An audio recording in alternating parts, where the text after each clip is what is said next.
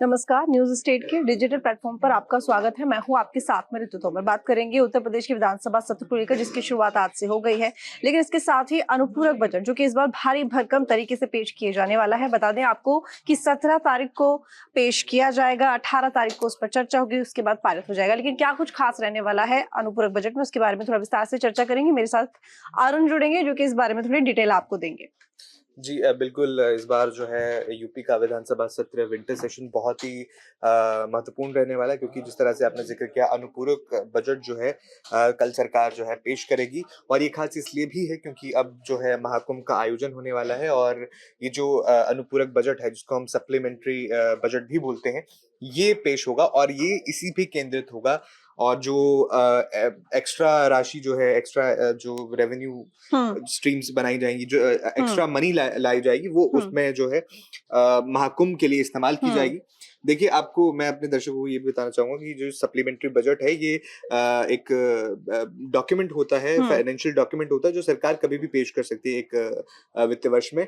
इससे पहले भी जुलाई में सप्लीमेंट्री बजट पेश किया गया था, जो कि 12,000 करोड़ रुपए का था। माना जा रहा है कि इस बार जो है योगी सरकार 10,000 करोड़ रुपए का जो है सप्लीमेंट्री बजट पेश कर सकती है। और जिस तरह से मैं पहले भी बता रहा हूँ कि 12 से 15 के बीच में, 12 से, हाँ, वो अभी अनुमानित है। जब पेश बिल्कुल जब आएगा डॉक्यूमेंट तो पता चल ही जाएगा किस पे क्या खर्च कर रही है। लेकिन इस बार जो है ये महाकुंभ पर केंद्रित होगा। देखिए, योगी जो सीएम योगी ने अपना पहला संबोधन भी दिया शीतकालीन सत्र के दौरान।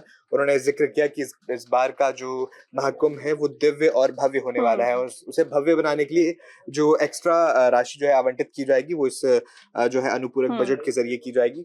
और इसके अलावा यूपी विधानसभा के जो शीतकालीन सत्र में कई सारे विधेयक भी पेश होने वाले हैं, महत्वपूर्ण विधेयक हैं।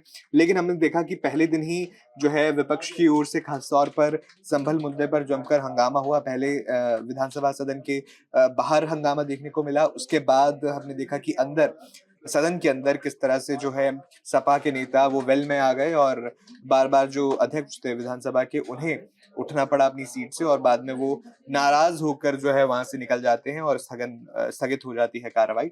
तो बिल्कुल हमने पहले दिन ही ट्रेलर देख लिया है, और आगे भी मुझे लगता है कि इस सत्र में जमकर हंगामा होने के इसके साथ ही आपको ये भी बता देते हैं उनकी अनुपूरक बजट में मुख्यतः जो फोकस किया जाएगा वो किन विभागों पर किया जाएगा। सबसे पहले तो क्योंकि महाकुंभ की शुरुआत होने वाली है, तो ऐसे में उसके लिए बजट में अलग से स्थान होगा। इसके साथ ही परिवहन विभाग की अगर हम बात करें, नगर निगम की अगर हम बात करें, नगर विकास की हम बात करें, साथ ही औद्योगिक तौर पर अगर देखें, और एमएसएमई के लिए जो ये बजट है मुख्यतः इसी वजह से इस बार बड़े रूप में पेश किया जा रहा है। इसके साथ ही एक बात और यहाँ विपक्ष की तरफ से ये भी मांग उठ रही है कि जो पिछली बार का बजट है अभी वही खत्म नहीं हुआ, और आप इतने बड़े राशि के तौर पर ये अनुपूरक बजट एक बार फिर से पेश करने जा रहे हो, आखिर क्यों?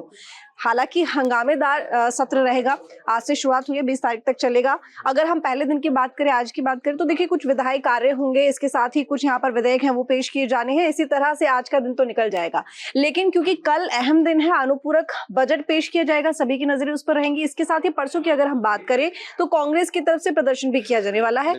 ऐसे में मुख्यतः मुद्दे क्या रहने वाले हैं विपक्ष के, उन पर भी थोड़ा बात करेंगे। देखिए, मुझे लगता है कि सबसे पहले तो जो संभल का मामला चल रहा है अभी यूपी में, विपक्ष जो पुरजोर तरीके से आवाज उठा रहा है, जिस मुद्दे को उठा रहा है वो संभल का मुद्दा है। और मुझे लगता है कि जो मेजोरिटी ऑफ दिस सेशन है वो इसी मुद्दे पर जो है विपक्ष लगातार सरकार को घेर रहा है, और आगे भी घेरता रहेगा। हमने आज ही उसका ट्रेलर देखा, किस तरह से सपा के जो नेता थे वो पहले सदन के बाहर विरोध प्रदर्शन कर रहे थे, उसके बाद वो वेल में भी लगातार विरोध प्रदर्शन कर रहे थे। लेकिन वहीं अगर मैं योगी सरकार की बात करूं कि उनका एजेंडा क्या रहने वाला है, इसका एक झलक हमें सीएम योगी के संबोधन से मिल जाती है। जिस तरह से उन्होंने जिक्र किया कि आधुनिकता और जो आस्था का है वो संगम है यूपी, और जो महाकुंभ का भी उन्होंने जिक्र किया। तो बेसिकली योगी सरकार का पूरा फोकस, जिस तरह से आपने बोला कि इन विभागों पर जो है रहने वाला है, फोकस रहने वाला है, लेकिन महाकुंभ फिर भी हाईलाइट रहेगा योगी सरकार की तरफ से। लेकिन हमने लोकसभा के सत्र के दौरान भी देखा कि किस तरह से विपक्ष लगातार हंगामा कर रहा था, और जो है सदन जो है उस कार्रवाई जो है बाधित हो रही थी। बिल्कुल, मुद्दों की अगर हम बात करें तो यहाँ पर मुद्दे जाहिर तौर पर संभल हिंसा तो होगी, बहराइच हिंसा भी होगी, इसके साथ ही बुलडोजर को लेकर जिस तरीके से राजनीति हुई है, सियासी तौर पर बयानबाजी भी हुई है, सुप्रीम कोर्ट इसमें इन्वॉल्व हुआ है, तो ये भी एक बड़ा मुद्दा रहने वाला है, जिसके जरिए विपक्ष यहाँ सरकार को घेरने की पूरी कोशिश करेगा। तीसरी बात यहाँ पर यह है क्योंकि हाल ही में चुनाव हुए हैं, इन उपचुनावों में बीजेपी ने बाजी मारी है, तो विपक्ष कहीं ना कहीं ये दिखाने की जरूर कोशिश करेगा कि आखिर आप इन चुनावों में किस तरीके से जीते हैं। बिल्कुल। तो देखिए, बुलडोजर एक्शन पर लगातार जो है कार्रवाई जो योगी सरकार की ओर से की जाती है, उस पर विपक्ष तो सवाल उठा ही रहा है। और हमने देखा था कि अखिलेश यादव भी लगातार हम हमलावर हैं योगी सरकार पर, खासतौर पर ये जो उपचुनाव के नतीजे आए और जिस तरह से बीजेपी ने बाजी मारी और सपा जो है उसकी करारी हार हुई। और अखिलेश यादव लगातार ये आरोप लगा रहे हैं कि कहीं न कहीं ये धांधली हुई है, चुनाव में गड़बड़ियाँ हुई हैं। तो ये मुद्दा मुझे लगता है कि जो है विधानसभा में खूब गूंजने वाला है और विपक्ष इसको पुरजोर तरीके से उठाने वाला है। अब इसके अलावा जो महाकुंभ की अगर मैं बात करूं तो वैसे तो विपक्ष ने इस मुद्दे पर कोई सवाल नहीं उठाए हैं ज्यादा सरकार से। हालांकि जो व्यवस्था की जा रही है उसको लेकर बिल्कुल एक आधा नेता के जो है बयान जरूर आ जाते हैं, लेकिन जहां योगी सरकार इन मुद्दों पर फोकस रहने वाली है, वहीं इसके विरोध में विपक्ष जो है खड़ा होगा। और इसके अलावा अगर मैं बात करूं तो विधानसभा सत्र जो है क्या वो सुचारू रूप से चलेगा, क्योंकि देखिए हमने लोकसभा की कार्रवाई के दौरान भी देखा कि किस तरह से पहले विपक्ष की ओर से लगातार जो हंगामा हुआ और जो सदन की कार्रवाई है वो बाधित हुई। तो क्या वो यूपी विधानसभा में भी देखने को मिलेगा, ये दिलचस्प बात होगी। सदन में जो सबसे शक्तिशाली नेता थे पहले, जो अखिलेश यादव थे, वो अब संसद में हैं, और वहीं नेता प्रतिपक्ष माता प्रसाद पांडे जो हैं वो इस बार योगी सरकार पर निशाना साधेंगे, उन पर दायित्व होगा। तो कहीं ना कहीं सपा की लीडरशिप मुझे लगता है कि उतने लेवल पर नहीं है इस बार, लेकिन बिल्कुल इस बार का बजट जोरदार होने वाला है और जो है सत्ता पक्ष और विपक्ष में घमासान जरूर देखने को मिलेगा। बिल्कुल, और इसके साथ ही विपक्ष की तरफ से बैठक भी की गई थी और बैठक में पूरी तरह से रणनीति बनाई गई।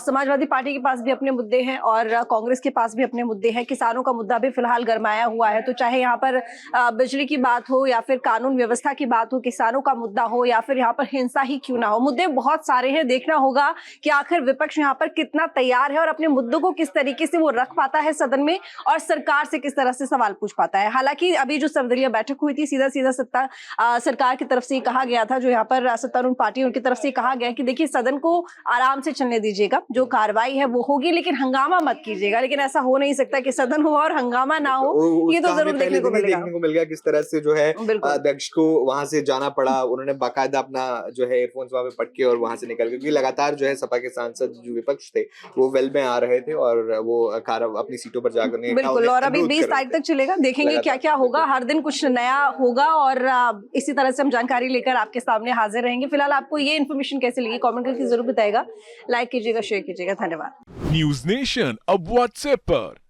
खबरों की ताजा अपडेट के लिए न्यूज नेशन के इस QR कोड को स्कैन करें।